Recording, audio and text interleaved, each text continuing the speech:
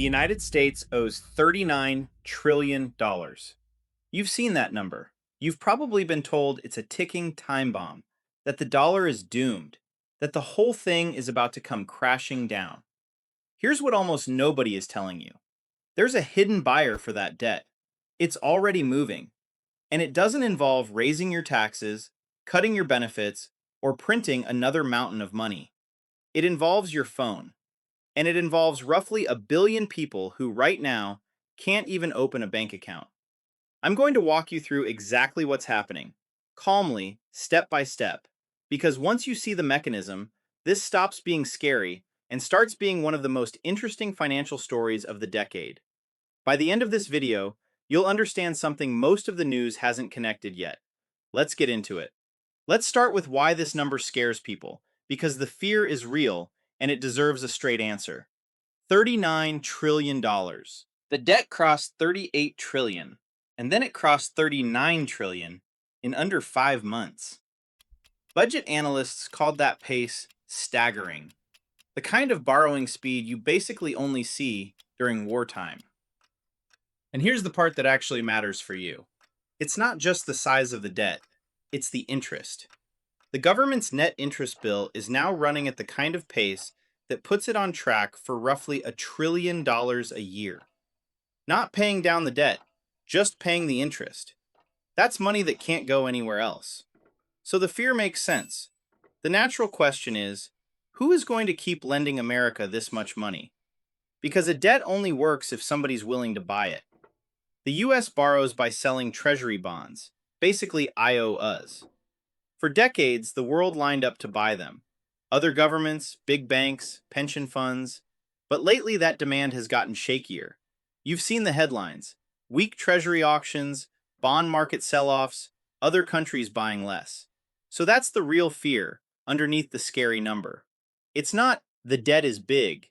It's what happens when the buyers run out? Hold on to that question, because the answer is where this gets genuinely surprising. Here's the thing the headlines are missing. A brand new buyer for US debt has shown up. And it's not a country, it's a technology. I need to introduce one piece of vocabulary, and then I'll never make you think about it as jargon again. The word is stablecoin. A stablecoin is just a digital dollar. That's it.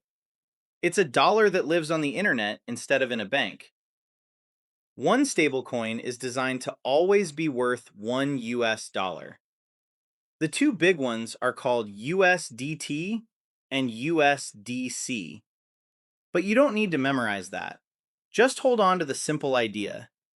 A stablecoin is a dollar on a phone. Now here's the mechanism, and this is the whole video, so let me slow down. When a company creates a digital dollar, they have to actually back it with a real dollar.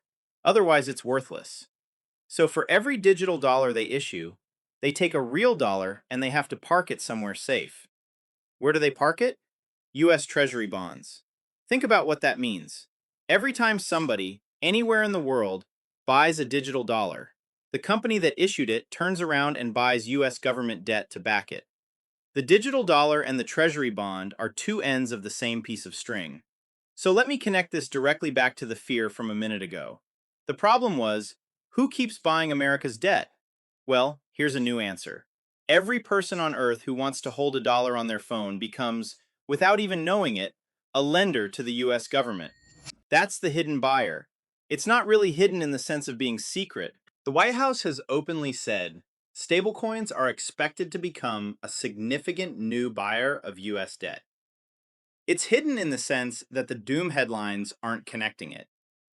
And if you watch this channel, this is the part I want you to notice. We are not chasing the panic headline. We are following the plumbing.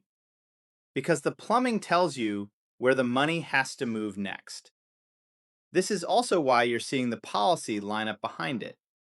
The big stablecoin law is the Genius Act, which was signed into law in 2025 and created the framework for regulated, dollar-backed payment stablecoins.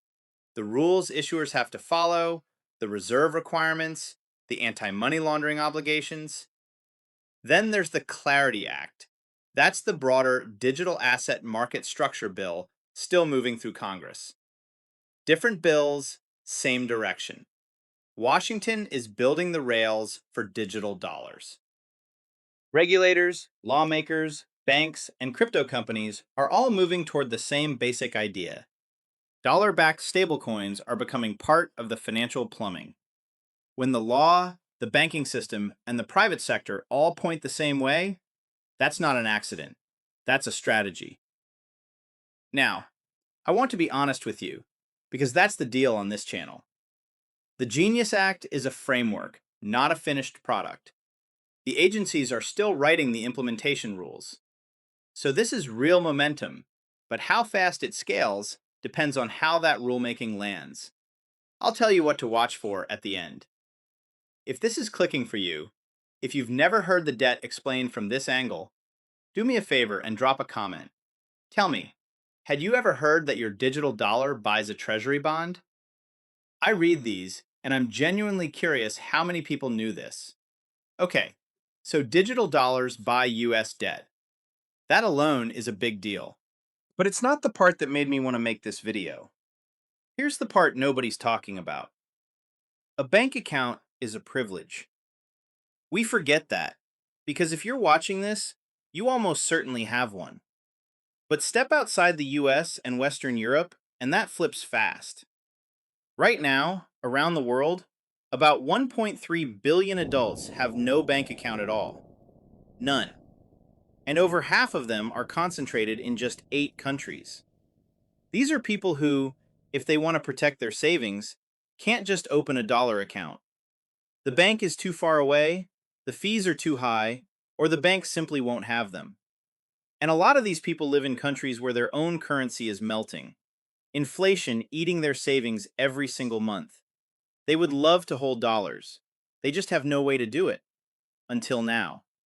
Because here's what stablecoins actually change. You don't need a bank to hold a digital dollar. You need a phone. And here's the piece that stopped me when I researched this. Of those 1.3 billion unbanked adults, a large share already have access to a mobile phone. Hundreds of millions of people who are locked out of the banking system, but are holding in their hand the one device that could give them access to a dollar. Let me show you what that does to the picture. Today, the number of people who can meaningfully save and hold in US dollars is a few hundred million. Mostly Americans, plus some people abroad with dollar accounts. Call it 400 million. The technology we just talked about could open that door to well over a billion people. The dollar's reach doesn't grow. It roughly triples. And I want to be precise here, because precision is the whole point of this channel. That's the potential market opening up, not a guaranteed headcount by Friday. Adoption takes time, but the direction is unmistakable. The addressable market for the US dollar goes from a few hundred million people to over a billion. So now, follow the money all the way through. Every one of those new digital dollar holders is, quietly, automatically, helping fund the US government, because their digital dollar is backed by a treasury bond. The debt problem was, we're running out of buyers. This plan goes and finds a billion new ones. But I promised you the truth wherever it leads.